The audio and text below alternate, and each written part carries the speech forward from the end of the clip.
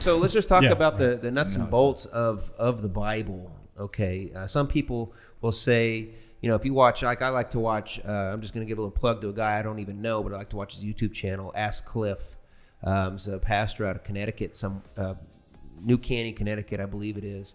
And this is a pastor that goes out on the university campuses and just talks to students, asking them questions. And some of the feedback that he gets is, there's a number of different things. There's no external proof that Jesus outside of the Bible. We got to talk about things. Talk about circular reasoning. You can't prove that Christianity exists by using the Bible and only the Bible, right? So, is there anything outside the Bible that will address these issues?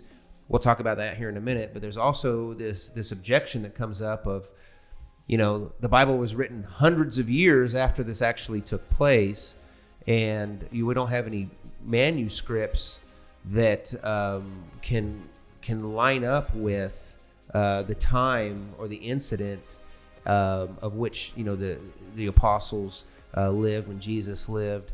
They say that there's a gap.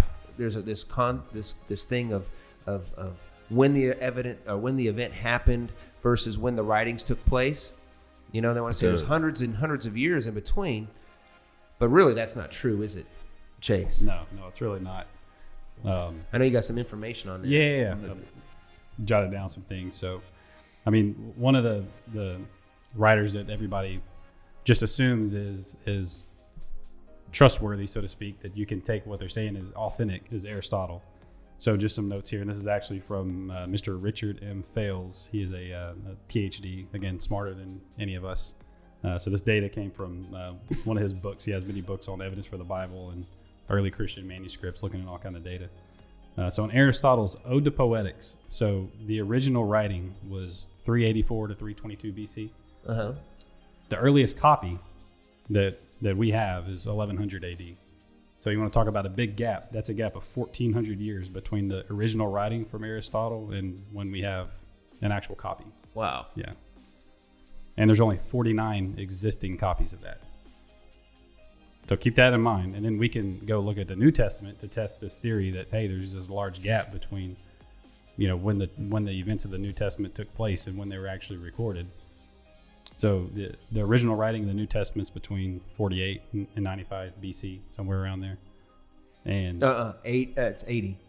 I'm sorry, 80, 48, 80. 95, 80, obviously. 80 after death. Time yeah. When do those, we're going to cut that one out as well. No. When do the Dead Sea Scrolls come into that? No, that later. that's later. That's Yeah. later. Right. Yeah. Now they were dated. They say that it was dated about this time, Right. but we're not even talking about those right now. So 48 to 95 AD, and the crucifixion of Christ was around 30 AD. So you're looking at these original recordings were within 18 to 20 years of his death. So the people who actually wrote the New Testament were like eyewitness accounts, like right. we had already mentioned, right? So these are first generation people who walked with him, who learned from him, like firsthand recordings of his actual life. Yep. And the earliest copies that we have around 100 AD.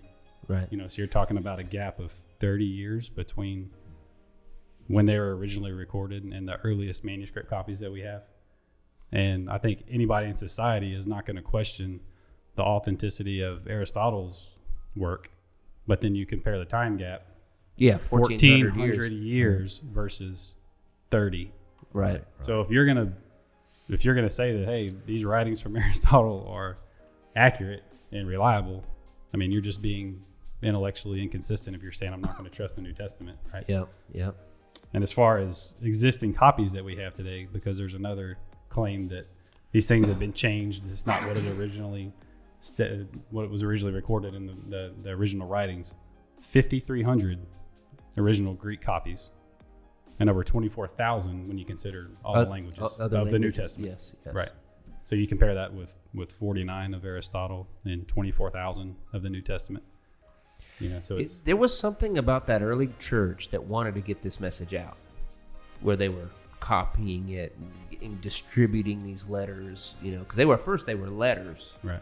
The New Testament, Paul the Apostle, I believe it was. They say between 48 and 50 AD is when it was the first book, from what I understand, was the book of Galatians. It was dated, like the very first thing that was, that came out. And you're talking 18 years. This is obviously Paul that wrote this in Galatians. So just think about that. He persecuted the church in Acts chapter 9. Immediately after Pentecost, the church started growing, right? Right after the resurrection, he gets transformed, on Acts chapter 9, road to Damascus, this encounter with Christ, the risen Christ. So within that 18-year period, that happened. You know what I'm saying? Like that happened. Like how close did all this go down? And then he wrote the Galatians, and then it's just phenomenal. Yeah. The whole ministry is based on seek to save the lost. Jesus came to seek and to save that which was lost. Why would he let you into heaven? And that's the $1 million question. Why would he let me into heaven? I don't think the Bible is real in a different sense than Shakespeare is real. I'm guilty. Heaven or hell? Heaven, Why is that? because I'm a sinner saved by grace. Jesus Christ is my Lord and Savior.